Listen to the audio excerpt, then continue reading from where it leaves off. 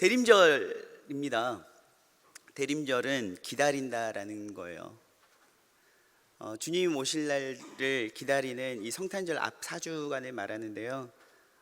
글쎄요, 저는 막 그렇게 절기에 집중하는 사람은 아닙니다. 그걸 무시해서도 안 되지만 제가 잘못된 거죠. 그냥 우리 공동체의 상황에 맞는, 우리 공동체를 바라보면서 기도하고 있다가 그때그때 주시는, 그리고 큐티를 통해서, 그리고 통독을 통해서 주시는 말씀을 가지고 하나님께서 우리 공동체에게 이런 말씀을 전하기를 원하시는구나 라는 감동이 되면 이제 말씀을 전해요. 그래서 저는 사실 추수감사주일 때도 마찬가지고요. 또 대표적인 절기들이 있지 않습니까? 부활주일, 또 추수감사주일, 기타 등등 여러 가지 절기가 있는데 그 절기에 막 제가 매여서 설교를 하지는 않습니다. 여러분도 아시겠지만. 그런데 이번에는 제가 굉장히 영적으로 지금 이렇게 다시 초심을 회복하고 하나님 앞에서 더 순수해지려고 제가 노력한다고 사실 되는 게 아니죠. 하나님의 크신 은혜가 있어야 되는데 요즘 굉장히 뭐랄까요? 이렇게 제 영혼이 센치해졌어요. 그래서 하나님 앞에 더 겸손하게 하나님을 만나고 있는 중입니다. 그러면서 이번 성탄절을 그냥 행사 중심으로 무언가 우리가 계획했기 때문에 보내는 것이 아니라 좀 더 주님 오신 이유를 묵상하고, 주님 오시는 것을 세례 요한은 그토록 준비하라고 했는데 과연 우리는 무엇을 준비해야 될 것인가를 묵상하게 되었고, 이 묵상한 내용들을 여러분들과 함께 나누고자 합니다. 참고로 오늘 설교 내용은 오늘 이후에, 예배 이후에 이루어지는 GBS 내용이니까요, 여러분들 기억해 주시고, 특별히 리더분들이 많이 기억해 주시고 잘 적어 주셔서 함께 나누어 주시면 감사하겠습니다.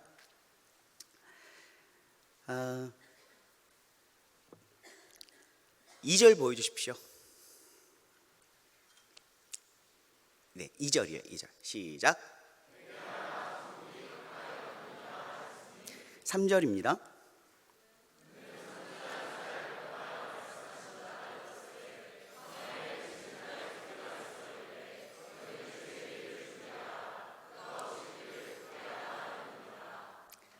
아멘. 요거 사용할게요. 제가 가끔 요걸 사용했다가 또 이 핸드 마이크를 사용했다가 하다 보니까 우리 방송실 엔지니어 분들이 조금 이렇게 힘드실 때가 있어요. 그래서 오늘 전도사님께서 왜 요즘 이거 마이크 사용 안 하세요? 저는 조금 울적할 때는요 이걸 사용 안 해요. 제가 좀 마음이 우울감이 있으면 그냥 서서 이렇게만 사용하고, 마음이 조금 이렇게 흥분이 되거나 뭔가 자신감이 붙거나 기분 좋은 일이 있으면 이 마이크를 사용하는데, 오늘은 안 보였던 분들도 많이 보이시기도 하고 그래서 기분이 좋아져서 이걸 들었어요. 네, 사실 오늘 세례 요한이 유대 광야에서 전파하여 말하되라고 이야기하고 있습니다. 세례 요한이 말하는 것은요 바로 이게 복음입니다. 복음을 전하고 있는 것입니다. 우리가 착각하고 있는 것이 무엇이냐면, 우리는 성경에서 나오는 모든 메시지들이 기독교도인, 그리스도교인 우리에게만 처음 적용되는 것이고 처음 선포되는 것이고 우리가 믿음으로 취할 때 역사되어지는 어떤 우리들만의 특별한 것이라고 생각할 때가 있습니다. 그런데요 사실 전혀 그렇지 않은 것들이 되게 많습니다. 예를 들자면 바로 복음부터 마찬가지입니다. 복음은요 유앙겔리온이라고 하는데요, 아마도 여러 번 말씀을 드렸기 때문에 우리 마르투스 공동체 청년들은 잘 아실 겁니다. 복음, 이 유앙겔리온이라는 것은요 우리에게는 복된 소식, 그리스도가 우리에게 주시는 구원의 복된 소식이라고 알고 있지만, 사실 유앙겔리온이라는 것은요 굉장히 이 옛날부터 이미 2000년 전 예수님과 또한 유대인들이 살고 있던 그 당시에 그 사람들에게 굉장히 익숙한 단어였습니다. 그들은 유앙겔리온이라는 이야기를 들었을 때 막 십자가를 생각하거나 교회를 생각하거나 구원을 생각하거나 이러지 않고요, 단순한 정권 교체 아니면 저기 제국의 어떤 소식들, 새로운 뉴스 정도로 생각했습니다. 그들에게는 복음이라는 것은 전혀 우리가 생각하는 그런 의미하고는 완전히 달랐어요. 제가 말씀드리는 것은 무엇이냐면 복음이라는 것이 마치 예수를 믿는 사람들에게만 허락된, 아니 그들이 처음 접하게 되는 그 무언가가 아니었다라는 것입니다. 황제가 새롭게 등극했을 때도 유앙겔리온이 선포되었고요. 또한 로마가 여러분 전쟁을 통해서 땅을 많이 확장하는 나라 아니었습니까? 전쟁에 가서 어떤 장군이 승리했을 때, 그리고 승전가를 울리며 로마의 수도로 다시 입성할 때 여러분 많은 사람들이 앞에서 유앙겔리온을 외쳤습니다. 나팔을 빰빠바 외치면서 바로 그것이 승전의 소식들을 이야기하는 것이 유앙겔리온이었습니다. 그런데 문제는 무엇이냐면 그 유앙겔리온이라는 것이 반복적으로 여러 번 선포되어질 때마다 과연 로마의 압제 가운데 있었던 그 유대인들에게, 그 백성들에게는 과연 유앙겔리온이 유앙겔리온이었겠냐라는 거죠. 복음이 복음이었겠냐라는 거죠. 그 뉴스가 과연 그들에게 좋은 소식이었겠냐라는 것입니다. 황제가 아무리 바뀌어도 그들의 삶에는 전혀 변하는 게 없습니다. 그저 압제는 똑같이 동일해지고요. 로마의 위용을 자랑하는 화려한 건물들이 들어설 때마다 그들이 감당해야 하는 세금은, 각종 세금은 늘어가기만 했습니다. 삶은 피폐해질 대로 피폐해지고요. 가난한 자들은 더욱더 가난해져 가고, 입에 풀칠도 못할 정도로 삶은 어려워지지만 로마에 반항했다가는 십자가 형태를 메고 죽어나가기 다반사이기 때문에 그들은 침묵하고 삶에서 고스란히 고통을 받아들일 수밖에 없는 상황이었습니다. 그 상황에서 유앙겔리온 하고 황제가 바뀌었어요. 무언가 새롭게 변화가 될 것 같지만 그 밥의 그나물입니다. 더 폭군과 같은, 더 화려한 의복을 꾸미고 나오는 화려하고 힘 있는 로마의 황제가 등극하고 그 바뀔 때마다 그들의 삶은 더욱더 피폐해져 갔다는 것이죠. 유앙겔리온이란 바로 그런 것이었습니다. 또 여러분, 로마 하면 생각나는 것이 무엇이에요? 로마가 표방했던 것, 로마의 큰 슬로건, 여러분 혹시 무엇인지 아십니까? 팍스 로마나라고 들어보셨나요? 팍스 로마나.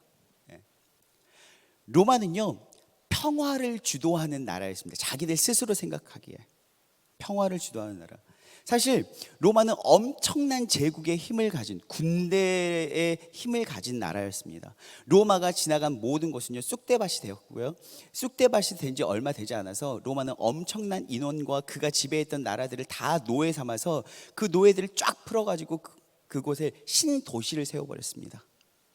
그리고 로마가 세워놓은 질서, 로마가 세워놓은 법률에 충실히 따르기만 하면 사실 가시적 평화는 이루어졌습니다. 로마는 힘으로 짓누르고 힘으로 압제하고 힘으로 승리한 이후에 자신들의 힘과 질서로 지배하고 질서를 세워놓고 거기에 순응하도록 강요했죠. 그리고 거기에 따르면 가시적인 평화는 이루어졌습니다. 그러나 로마의 그 화려함과 힘에 눌려서 끊임없이 세금과 각종 고난 가운데 노출되어 있는 백성들은요, 로마가 평화를 이야기할 때마다요 마치 몸에 알레르기가 일어났을 겁니다. 그런 시대에 오늘 세례 요한은 선포하고 있습니다. 또 다른 복음을 전하고 있다라는 것이죠. 무엇이라고 이야기하고 있습니까? 그가 전파한 복음의 내용은 이렇습니다. 오늘 2절과 3절에서 이야기한 것처럼 회개하라, 천국이 가까이 왔느니라 라고 이야기하고 있고요. 그는 주의 길을 준비하라, 그의 오실 길을 곧게 하라 라고 선포하고 있습니다. 이것이 세례 요한은 곧 하나님의 메신저였습니다. 하나님의 사자였습니다. 하나님의 전령이었습니다. 그가 광야에서 이런 복음의 내용을 전하고 있다라는 것이죠. 사실 우리는 회개하라, 천국이 가까이 왔느니라 라는 것을 복음서의 시작과 동시에 접하기 때문에 우와, 하나님의 나라가 가까이 왔네, 어떤 감동이 별로 없습니다. 왜냐하면 우리는 이미 하나님 나라의 백성이기 때문에 하나님 나라가 가까이 왔다라는 것 자체가 별로 우리의 피부에 와닿지는 않습니다. 그러나 우리가 2000년의 역사를 거슬러 올라가서 이 시대로 간다면요, 또 다른 큰 일이 일어나고 있는 것이죠. 사실 여러분, 유대인들의 삶 역사를 한번 보실까요? 이스라엘 사람들의 역사를 보시면, 이스라엘은 여러분, 하나님께서 아브라함을 선택하셔서 그로 하여금 70명의 가족을 이끌고, 물론 아브라함의 70명이 아니라 여러분 쭉 뛴 것입니다. 창세기 12장에서 50장으로 제가 내용을 건너뛴 거예요. 아브라함으로 시작된 그 민족들이 야곱의 70명의 가족들을 더불어서 애굽으로 여러분 이주하게 되죠. 애굽하면은요, 당시 구약에서 최고의 제국, 최고의 왕국이라고 할 수 있는 것이 여러분 이집트입니다. 이집트에서 그들은 살아가게 되었고 더부살이하게 되었고 430년이라는 시간 동안 어느덧 노예로 전락하게 되었습니다. 노예는요, 힘의 질서, 힘의 논리에 따지면 가장 밑바닥에 있는 사람들이 노예입니다. 이집트는 자신의 제국의 힘과 질서로 노예된 이스라엘 백성들을 짓누르고 있었습니다. 하나님은 어떻습니까? 출애굽 사건을 통해서 그들을 구원하셨습니다. 그들을 제국의 힘의 논리에서 그들을 빼내셨다라는 것입니다. 이스라엘 백성들은요, 강력한 제국에 지배받는 역사로부터 그들은 시작되죠. 그 이후에도 어떻습니까? 그 이후에 이스라엘 백성들은 항상 자유롭고 언제나 여러분 편안한 평화의 삶을 살았던 민족입니까? 그렇지 않죠. 각종 주변의 민족들과 나라들이 늘 침략해 왔습니다. 급기야는 그들은 그것들을 동화된 나머지 하나님 나라의 백성의 정체성을 잃어버리고요, 그들은 출애굽 이후에 광야의 생활부터 시작해서 항상 이 땅의 질서에 순응하며 살아갔습니다. 하나님께서 이집트의 제국의 질서로부터 빼냈지만 그럼에도 불구하고 그들은 가나안에 정착하면서 새로운 이 땅의 정착민으로서 이 땅의 질서에 너무나도 쉽게 적응해 가면서 살아갔다는 거예요. 그 이후에 여러분, 하나님께서 그들을 다시금 새롭게 하시는 작업이 무엇이냐면 바벨론의 포로 생활을 하게 하는 것입니다. 바벨론이라는 신흥 제국의 여러분 지배를 받게 되면서 이스라엘 백성들은 다시 한번 강력한 힘의 제국에 또다시 노예살이를 하게 되죠. 그 다음 어떻습니까? 70년의 포로기를 마치고 그들은 돌아왔지만 남는 자도 있었고 귀환한 자도 있었지만 다시금 메대, 그리고 페르시아, 그리고 여러분 헬라, 성경에서 말라기와 마태복음 사이에 여러분 이 400년간 침묵기 있지 않습니까? 헬라 제국이 또 다른 힘으로 그들을 지배하기 시작합니다. 그리고 변방의 로마가 강력한 제국이 되어서 그들을 또 지배하기 시작합니다. 이스라엘 백성들은요, 힘의 제국에 짓밟히고 지배당하는 민족이었어요. 오늘 이스라엘 백성들에게 세례 요한이 나타나서 회개하라, 천국이 가까이 왔느니라 라고 이야기를 한다는 것은 여러분 그들의 언어로 이야기를 해드리자면 바로 이런 것입니다. 항복하라, 하늘의 제국이 접근하기 시작했다 라는 말이죠. 천국이 가까이 왔다 이렇게 이야기하면요, 항상 우리는 어렸을 때부터 전설의 고향을 많이 듣고 옛날 할아버지 할머니 옛날 이야기를 많이 듣다 보니까 천국 하면은 여러분 어떻습니까? 하늘나라라는 개념이 강해요. 지금도 우리가 복음 메시지를 전하면서 예수 믿고 천국 가세요, 예수 믿고 천국 가세요 라고 이야기하거든요. 그때 우리는요, 아무리 신학적으로 많이 배우기도 했지만 죽어서 가는 하늘나라라고 생각할 때가 너무나도 많다라는 것입니다. 그런데 오늘 성경은요, 천국이 가까이 왔다라고 이야기해요. 우리가 천국으로 가는 것이 아니라 천국이 왔다라고 이야기합니다. 그러면서 동시에 이 천국이라는 것은요, 우라노스 바실레이아라고 이야기합니다. 우라노스 바실레이아. 우라노스는 무엇이냐면 하늘을 이야기하고요, 바실레이아는 왕국, 제국을 이야기합니다. 그러니까 회개하라, 천국이 가까이 왔다라고 이야기하는 것은 무엇이냐면 너희들 항복해라, 또 다른 하늘의 제국이 지금 우리에게 역습하기 시작했다라는 이야기죠. 여러분, 제국이 바뀔 때마다 어떤 역사가 일어납니까? 여러분 영화를 보시면 어느 정도 여러분들이 보셨던 이런 중세나 이런 영화들을 보시면 어느 정도 그림이 좀 그려질 것 같습니다. 더 강력한 제국이 일어나서 한 나라와 민족을 여러분 점령할 때는 어떻습니까? 그동안 거기에 순응하며 살았던 많은 백성들과 또한 여러분 이 권위자들은 새로운 힘의 제국들이 지배하면요, 다 어떻게 해버립니까? 씨를 말리고 몰살시켜 버립니다. 그렇죠? 살 수 있는 방법은 무엇일까요? 사는 방법, 항복하는 것밖에 없어요. 더 강력한 힘의 제국이 역습하잖아요. 그러면 내가 그들과 싸워서 이길 힘이 없다면 항복하는 것만이 살 길이에요. 그렇지 않으면 다 싸그리 돌 위에 돌 하나 남지 않고 다 밀어버립니다. 세례 요한이 오늘 회개하라 천국이 가까이 왔다라고 이야기할 때 그들이 받는 느낌은 또 다른 강력한 하늘의 제국이 올 것이기 때문에 우리가 항복하지 않으면 곧 또 다른 심판을 받겠구나, 그 제국의 심판을 받겠구나라는 강력하고도 공포스러운 메시지로 받아들이게 되었다라는 것이죠. 우리가 회개하라, 여러분 회개하십시오, 하나님의 나라가 가까이 왔습니다라고 이야기할 때 우리가 듣는 느낌은 어떻습니까? 여러분들이 받아들이는 느낌은 어때요? 굉장히 편안하죠. 그냥 몇 가지 내가 잘못했던 것, 잘못 살았던 것들을 그냥 회개하고 몇 가지 지었던 죄의 목록들을 나열해 가면서 주야 삼창하고 그러면서 눈물 좀 뚝뚝 흘리고, 그리고 다시 한번 나는 삶의 자리로 돌아가서 똑같이 반복되는 삶 가운데에서 나는 왜 이렇게 연약할까라고 가슴 몇 번 치면 끝나는 것이 우리에게는 회개입니다. 그러나 여러분, 성경에서 말하는 회개는요, 죽느냐 사느냐의 선택이라는 거예요. 회개하지 않으면 죽을 수밖에 없어요. 완전히 멸절당하는 거예요. 회개는 생존을 위한 또 다른 힘을 향한 항복이라는 것입니다. 하나님께서 다스리시는 하나님의 이 통치하심이 여러분들에게 실제적이고 정말 강력한 힘이라면 우리가 살아오던 삶의 방식에서 여러분, 하나님을 향하여 우린 두 손 들고 항복해야 할 줄 믿습니다.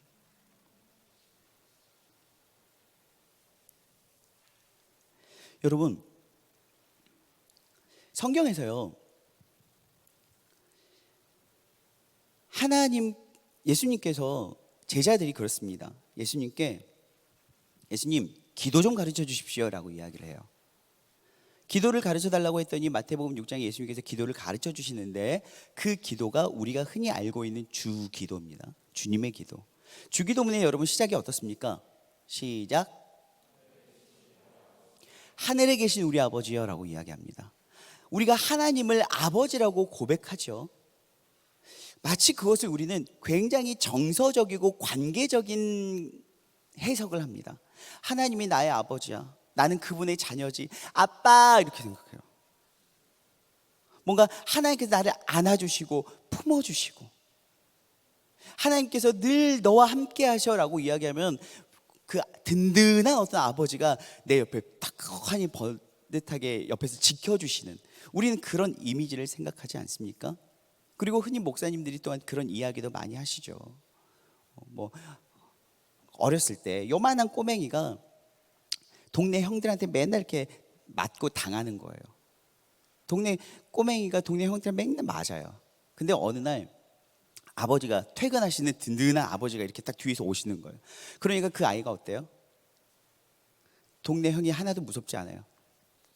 가서 뻥 하고 정갱이를 까고 와요. 그럼 그럴 수 있는 용기가 어디에서 나오는 거예요? 나의 아버지 때문에. 우리는 하늘에 계신 우리 아버지 할 때 나의 기도의 대상이 되는, 나의 기도를 받으시는 그 아버지를 그런 어떤 관계 안에서 해석을 했단 말이에요. 나의 아버지, 늘 내 편이신 하나님, 늘 내 편이신 나의 아버지, 나는 그분의 자녀. 사실 많은 찬양들 안에서도 해석되어지는 것이 바로 그런 느낌 아닙니까? 사랑하는 나의 아버지, 우리는 그분의 자녀.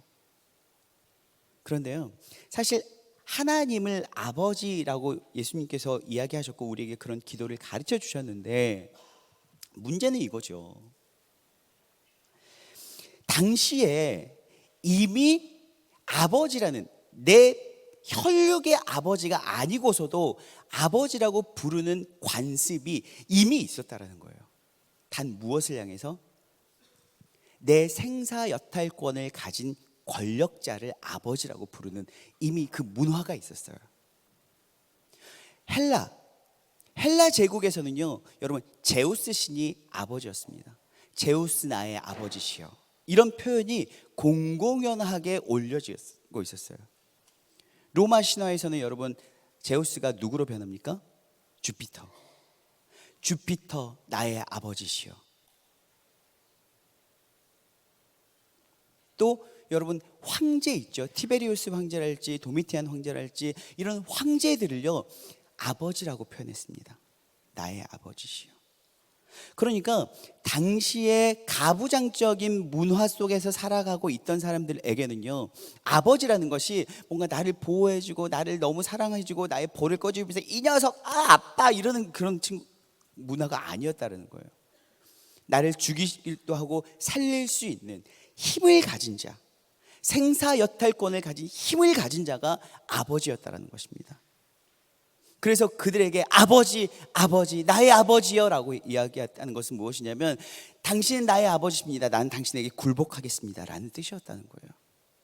그러니까 우리가 기도할 때 하늘에 계신 나의 아버지여 라고 주님께서 가르쳐 주시고 우리가 하나님을 아버지라고 부를 수 있는 것은 무엇이냐면 단순히 나를 너무 사랑해 주시기 때문에 또 다른 나는 아버지가 생겼어, 나의 아버지, 이런 따뜻한 느낌. 물론 그 모든 걸 부인하는 건 아닙니다만 여러분 그 전제가 무엇이냐면 하나님을 나의 아버지라고 부르는 것은 무엇이냐면 그동안 내가 붙잡고 있던 모든 힘이라고 하는 것들을 다 놓아버리고 하나님만을 나의 아버지, 나의 생명의 주관자, 나의 모든 삶을 쥐락펴락할 수 있는 권력이고 권위자로 고백하는 것, 여러분 그것이 하나님을 아버지라고 고백할 수 있다는 것입니다.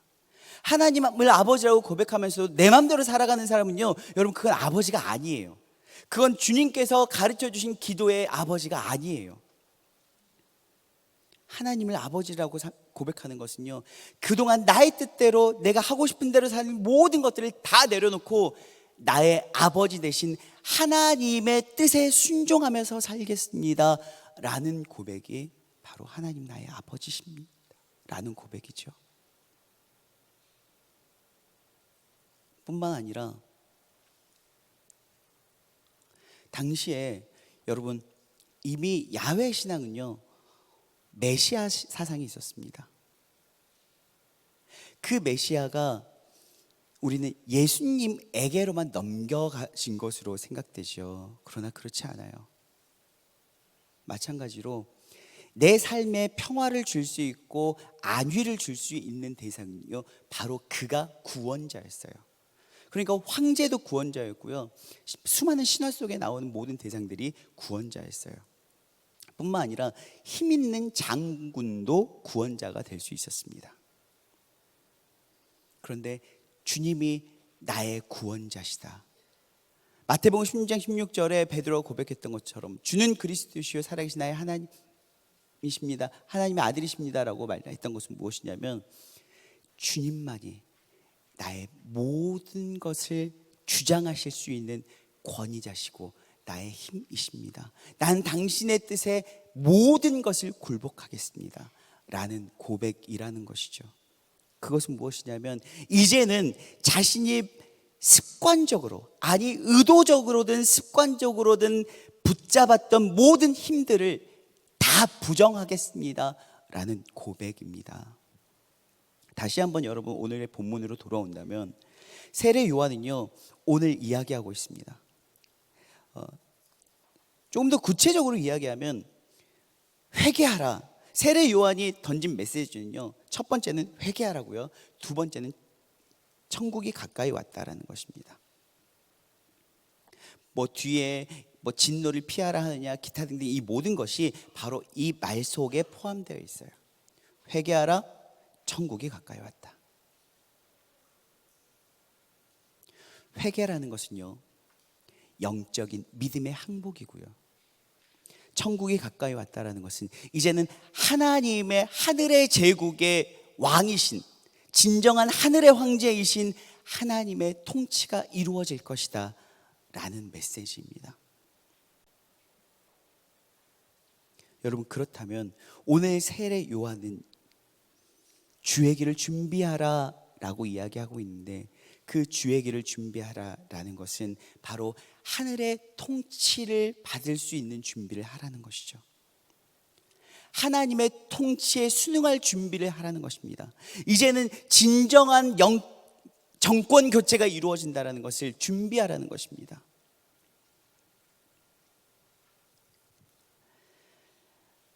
라틴어로 대림절을 아드벤투스라고 이야기합니다. 이것은 혹시 여러분 우리 사극을 보면은요, 사극을 보면 어떤 양반이나 지체 높으신 양반이나 아니면은 이 주상전하가 가마를 타고 이렇게 지나가면 여러분 앞에서 어떻습니까? 앞에서 물러거라 뭐 어쩌고 저쩌고 어쩌고 저쩌고 이완기 목사가 나가신다 뭐 이런 거 할 거 아닙니까? 네. 그러면 어떤 반응이 일어납니까? 그냥 뭐 그러거나 말거나 하고 지나가지 않죠. 그러거나 말거나 지나가지 않아요. 그냥 다 엎드리고 무언가를 해요. 그 황제의 진군이 행진이 멈추어지지 않도록 모든 것들을 치워요. 정리해요.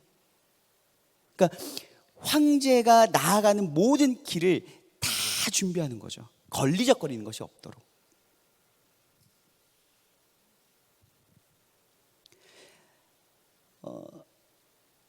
당시에 아드벤투스 도미니라고 이야기하면요, 그 모든 길들을 다 준비했습니다. 다 치웠어요.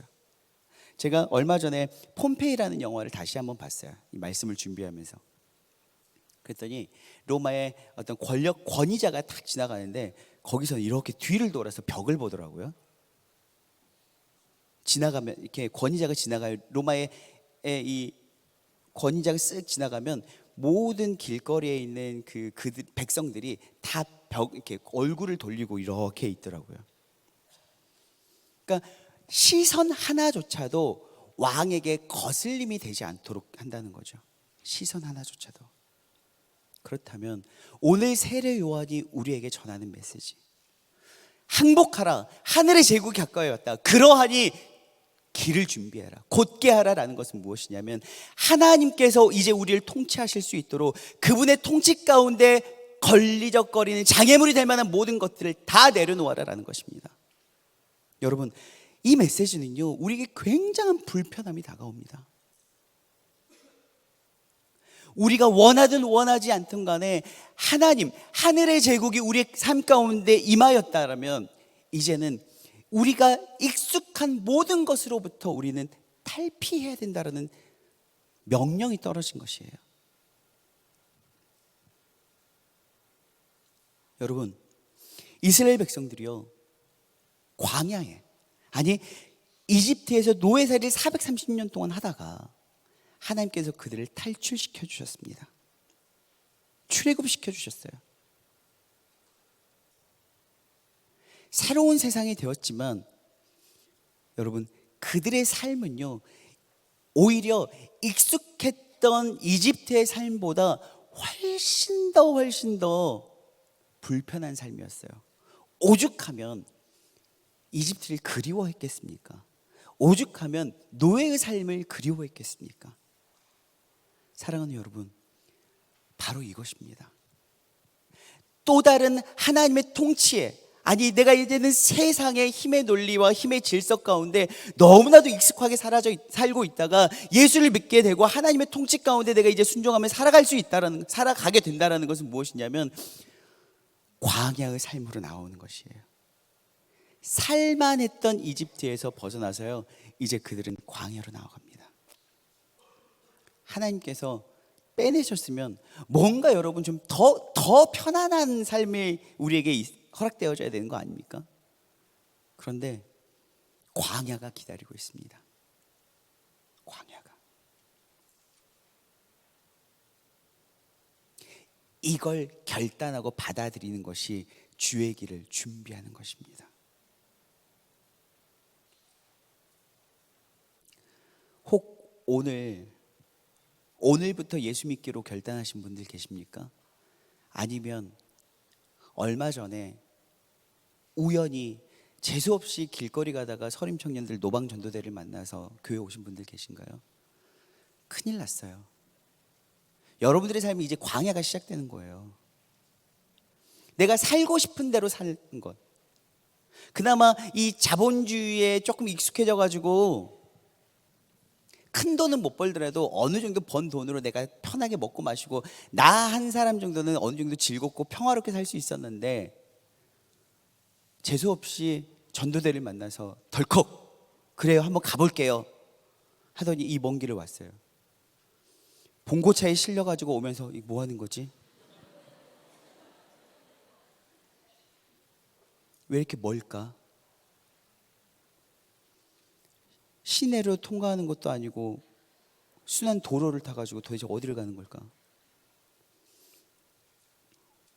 오더니 교회는 교회예요. 십자가가 있으니까. 근데 무슨 몽골 텐트 같은 곳으로 들어와가지고 손을 들고 찬양하고 부르짖고 심지어 울기까지 하는 이상한 무리들을 보면서, 그런데 이상하게 마음이 뜨거워지면서 덜컥 이름을 적어버리고 등록을 했어요. 계속 전화 오고 뭐 사랑한다 축복한다 이야기하고 눈 뜨고 눈 감고 기도하고 눈 떴더니 앞에 뺑 포섭해가지고 나를 너무 어렵게 하고. 여러분, 예수를 믿는다는 것은요 결코 쉽지 않습니다. 너무 죄송합니다. 교회 왔는데 불편한 말씀을 드려요. 주의 길을 곧게 한다라는 것은 무엇이냐면, 우리 하나님이 나의 삶을 다스릴 수 있도록 내가 그동안 메시아 삼고 아버지 삼았던 모든 것들을 다 내려놓는다는 것입니다. 여러분, 이 내려놓는 결단이 아니라 행위가 바로 회개에 합당한 열매입니다. 어떤 사람은 이렇게 질문할 수 있습니다. 서림교회 청년부는 힘의 논리의 최고봉 아닌가요? 400여 명이라는 청년들이 예배하면서 그나마 광주광에서는 굉장히 큰 규모를 자랑하고 있는데, 여기서 더 많이 전도해서 더 규모를 늘리려고 하잖아요. 이것도 하나의 힘의 지향성 아닌가요? 사랑하는 여러분, 정말 사랑하는 여러분, 저는요 여전히 부흥이 목마릅니다. 400이 아니라 4,000이 되고 싶습니다. 왜냐하면 예수 그리스도를 믿는 사람들이 이토록 많음에도 불구하고, 아니 다른 교회는 다 집어치우고 지금 이 자리에 있는 사람들만 하더라도 여러분 400명 있는데, 그럼에도 불구하고 왜 여전히 하늘의 제국이 역습했음에도 불구하고 하나님의 통치가 전혀 이루어지고 있지 않은 것 같아요.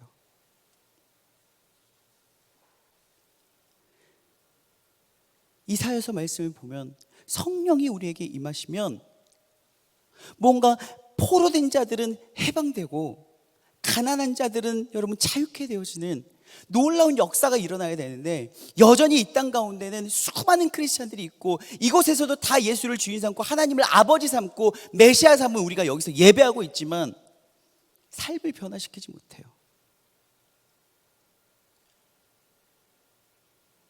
뭔가 양보하고 가난한 자들을 섬기고 돌보기보다 나 또한 내 코가 석자니까 나도 나보다 힘 있는 자의 편에 서는 게 훨씬 더 편해요.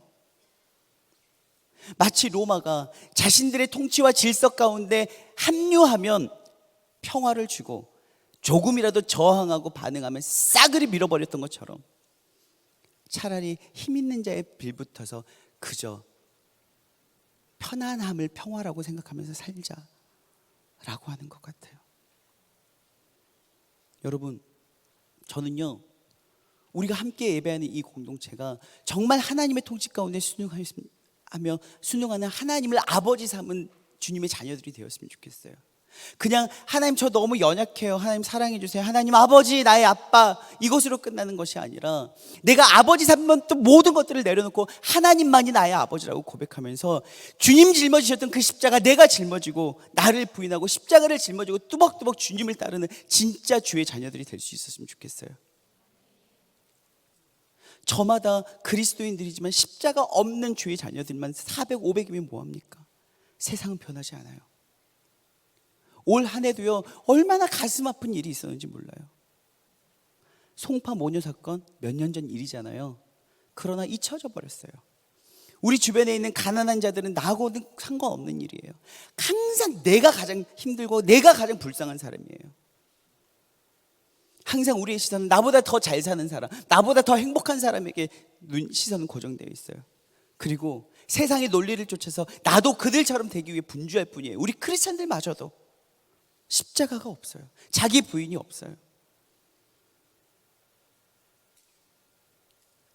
우리가 저마다 자기 십자가를 짊어지고 주님을 따른다면 여러분 2020년에는 조금 더 세상이 변하지 않을까요?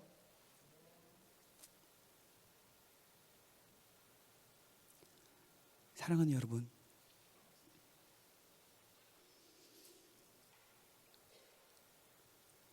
우리의 주님의 하나님의 통치 가운데 행복합시다. 세상의 질서, 세상의 익숙함에 행복하지 마시고 우리 하나님 아버지께 행복하며 나아갑시다.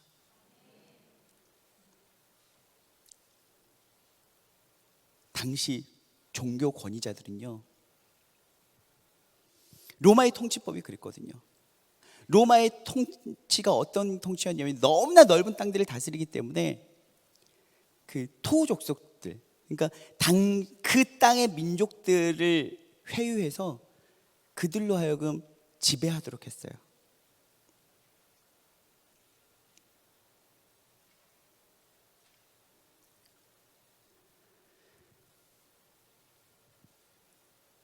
자신의 유대인들 중에 왕을 한 명 세우고 로마에 늘 아부하고 비위 맞추며 그렇게 살아가도록 하는 거죠. 그리고 그들이 같은 민족들을 지배하게 만드는 거예요.